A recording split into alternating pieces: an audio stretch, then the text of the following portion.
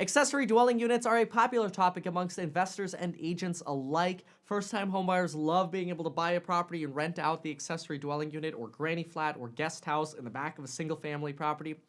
Here are some problems associated with these.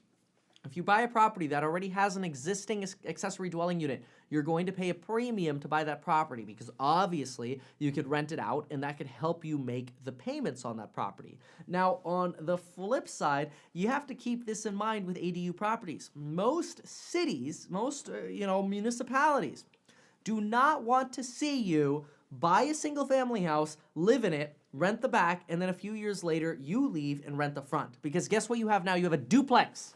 And the cities didn't zone that single family house with a guest unit to be a duplex.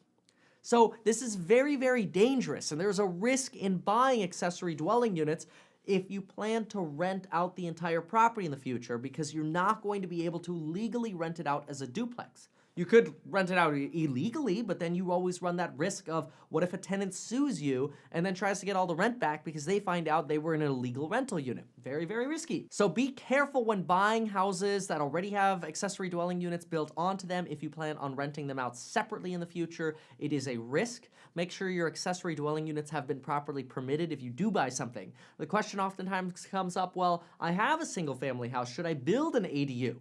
Well, ask yourself that. How long do you plan on keeping the lot? And remember that oftentimes you can't rent them separately. If you can, then treat it like a duplex and do the numbers. If you can't, I probably wouldn't do that. If I were going to sell the property in the future, I might advertise the possibility that somebody could add an accessory dwelling unit, but I probably wouldn't do it. Because if it's illegal to rent it as a duplex, then there's no point for me to do that.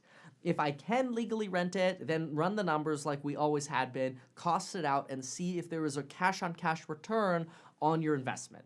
Now, we'll talk about cash-on-cash returns in a separate lecture here. In fact, let me make a note that we'll touch on ADUs in reference to that. But folks, just know that one danger, make sure any kind of accessory dwelling you do buy is permitted. There's a lot of unpermitted junk out there, and be careful not to overpay to get into a property with an ADU just because it's like, oh, I could live here and then I can house hack it, right?